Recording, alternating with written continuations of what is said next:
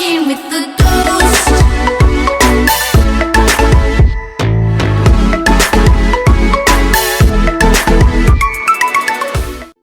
Hello, it's Brad3543, also known as Smash You Brad, and welcome to Halo Online. And you may be wondering, what is this? I've never seen any trailer for it or anything, but this was exclusive that Bungie and 343 Industries introduced to Russia. It was beta tested in Russia. This explains the cutscene. Хотели заключить сделку. Возможность была беспрецедентной. Most of it is not in Russian, but we're going to explain and go in depth on each category that we only have to play here. But first off, let's look at the settings. The settings only consist of gameplay, controls, which also has the keyboard controls as any other online shooter such as Counter-Strike. Video, you can choose your render distance and resolution. You can choose your optics, so you can have custom or the highest ones, which I have on right now. And then we go over to audio, which is basically you can edit it if you want it to be loud or not.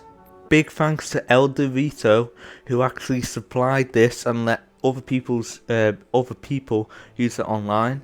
So now we get the chance to play the beta that was only exclusively to Russia, and we get to have some fun on Halo Online before it actually gets released or even announced. You can customize your character. It pops up in a window as soon as you start this up using the ELDEWRITO launcher, and you can change your username, you can change your head, you can change your basically every piece of armor as well.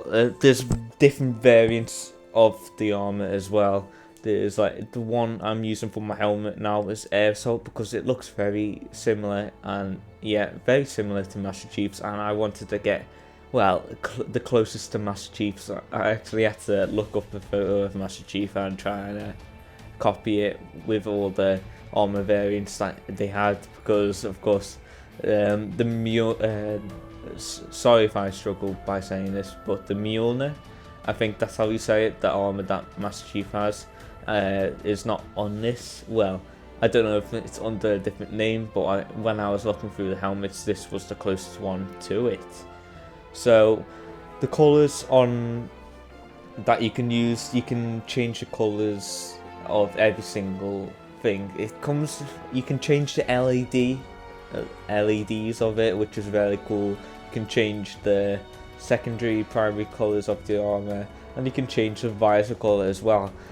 With all these armor pieces, you do not need to unlock it, but I'm sure that in the game that actually gets proper release, that you have to unlock it, as well as there's no rank in this unless they implement, if ELDEWRITO update it from the Russian version, unless I'm not sure if the Russian version gets updated or not, but once it does and includes a ranking system, it'll probably be exactly like the real game. Okay, now we're going to explore server browsing and then get into the game. Hosting multiplayer and server browsing is basically the same, but server browsing is basically you join someone else's game that they've created the server for. So someone could be hosting Team Slayer while the other one would be hosting Team Infection, which I'm about to do now. Okay, right now we're going into a Infection game. I can't remember the map, but it's from Halo 3. Speaking about that, Halo Online has the same engine as Halo 3, but it has some elements from Halo 4. For example, the sprint ability. Some servers do not have the sprint ability because that's how the hosters made it for some reason. And so we're on the Mongoose right now. I'm just going to show you how easy it is. You can turn on the Mongoose, and as well you can see the avatar that we just created in the customization menu of the ELDEWRITO start thing. So yeah, right then we just saw infected, just like speed cross. That's how the hosters made it anyway. So let's just drive around and see what we can get up to. was driving around and found this body. I tried picking up the thing, but this speedy motherfucker came out of nowhere and just like decimated me because the host put their speed up to like the same speed as a warthog. But besides that, we're spawning in as infected right now, and by the graphics, it looks exactly like the Halo 4 energy sword. As well, the whole game, you can see the Spartan and well, your character is all HD and stuff. So and that's what the power of the PC can do if you actually make Halo games and on the PC. So right now we're gonna switch over to a different map. Okay, we are on Valhalla now, classic Halo 3 map. And right here is one of the bugs I've came across since playing like 5 hours of this game now. And it is basically one of the abilities that you could do in Halo 3 is where you can pick up like portable shields, portable like grav lifts and stuff. And that did not implement into Halo Online, and it's just there for show, even though it has the same graphics as Halo 3. But besides that, we have the turret now, which was in Halo 3, and they only just added back various turrets into Halo 5, which is a plus because in Halo 4 you couldn't pick up like gun turrets, which was a shame.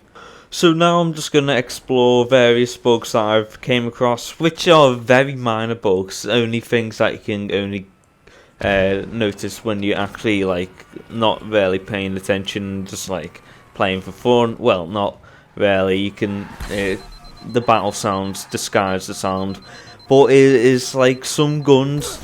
It kind of lags. Well, my connection is perfect, but it kind of lags out or something. So if you shoot like the battle rifle, for instance, you cannot hear some sound from it. So like you shoot twice, it only plays one, and the other one is just blank, which is a problem that I've only encountered.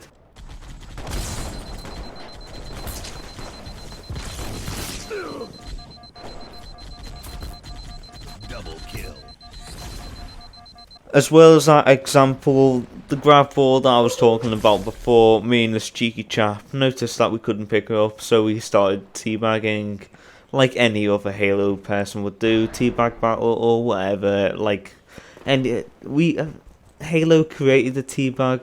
Okay, so after that cheeky teabag battle or dance battle, whatever kind of battle that is, I've switched it over to a competitive Slayer match, which is, I can't tell if this is a real map from Halo 3 or my memory is kind of fuzzy.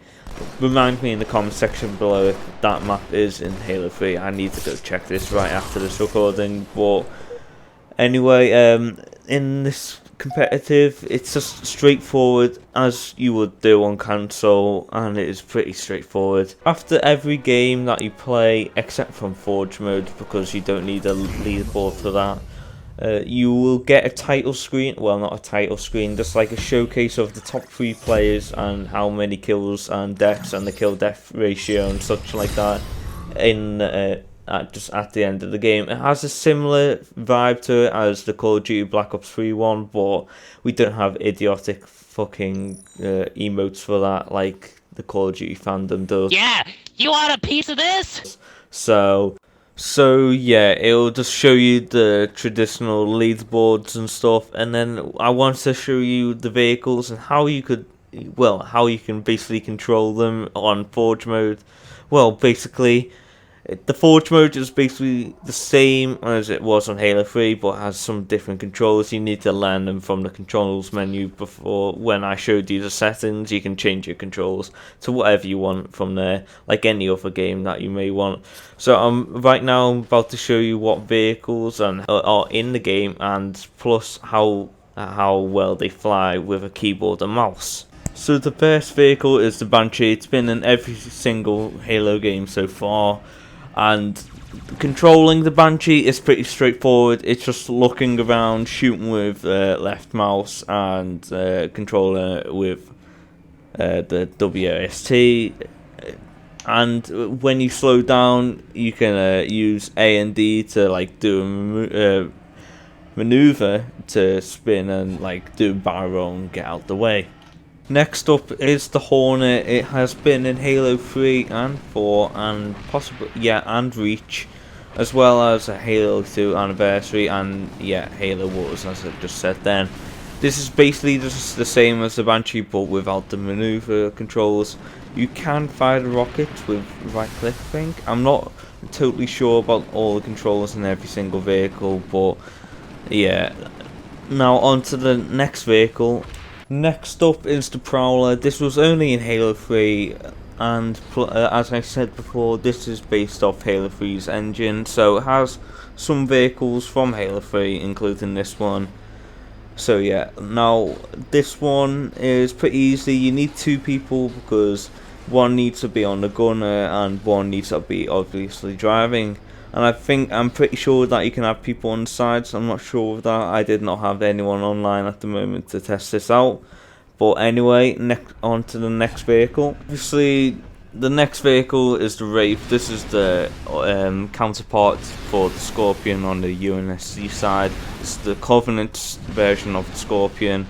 And this has been in every single Halo game. According to my memory, So this obviously moves the same. Of course, you can have 2 people, one in the gunner and then one in the main tank where you're controlling and shooting the plasma cannon. Alright, one of the most iconic vehicles in in the whole Halo universe is the Scorpion. This is the tank of the UNSC, the equivalent of the Wraith, of course, as I just mentioned just then. And this, of course, the controls are very easy, straightforward. Move around WASD, aim with the mouse, and then shoot with left click. Okay, so now it is time for the most iconic vehicle of the whole Halo franchise, the Warthog, of course. This helped Master Chief at the end of Halo 3 get forward onto Dawn, which saved Master Chief and the Arbiter from the destructing Halo ring that the Flood were on, and managed to eliminate the Flood while they escaped. Okay, so the controls to this is very easy, like any other, like the rest of the vehicles on here. It's just the arrow keys and mouse, as well as the gunner seat for your marine friend to get in, or a passenger seat for someone to sit in. Okay, now for one of my favourite ever vehicles in the Halo franchise is the Chopper. This is very easy to control. You can shoot with the left mouse, and it's just the same controls as any other vehicle. It's one of my favourite vehicles. I was gutted to see that in Halo 5 and 4 and Reach that they weren't in, that they didn't implement this. Most probably because it was a brute vehicle and the brutes were casted out as soon as Halo 3 finished. Okay, now for the second most iconic vehicle in Halo franchise. The third being the Scorpion, the first being the Warthog, but the Mongoose comes in second because it is, well, one of the best vehicles. It is fast, it is small, and in the new Halo 5 and Halo 2 anniversary, they added the Gungoose, but in Halo Online they did not put this in. But overall, it is still a great vehicle to use. So after all that, I did not want to include every single vehicle, but that was the most important vehicle in the game.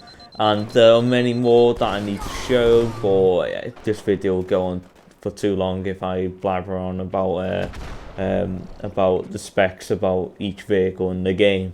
So let's just round out with a final verdict. So my final review of Halo Online is basically, without the few minor bugs, including the sound and some things from Halo 3 that did not work, did not get removed.